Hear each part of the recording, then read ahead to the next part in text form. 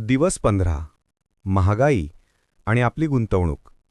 नमस्कार मित्रांनो, आज आपण बोलणार आहोत एका अशा शत्रूबद्दल जो दिसत नाही पण आपल्या खिशातील पैसे हळूहळू खाऊन टाकतो. त्याचं नाव आहे महागाई, म्हणजेच इन्फ्लेशन. एका गावात सुरेश नावाचा शेतकरी राहत होता.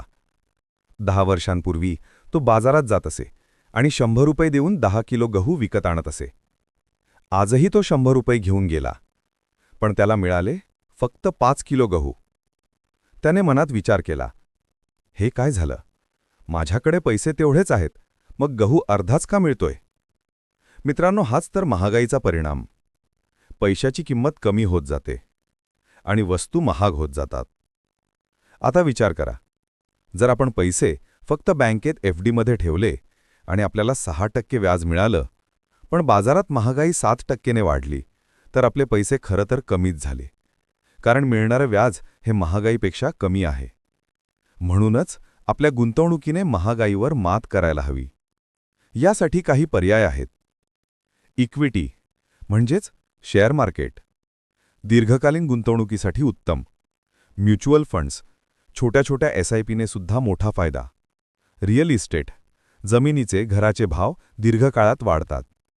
उदाहरण, जर एखाद्याने 1 लाख रुपये बँकेत FD मध्ये ठेवले, तर 10 वर्षांनी त्याची किंमत कदाचित 1.7 लाख रुपये होईल.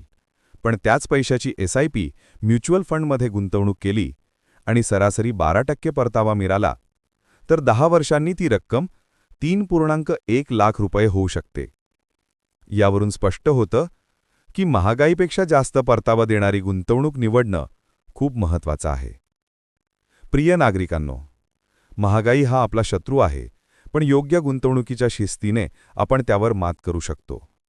चला तर मग आपण सर्वजण मिळून आर्थिक साक्षर होऊया, या चळवळीत सहभागी होऊया आणि आपला पैसा खऱ्या अर्थाने वाढवूया.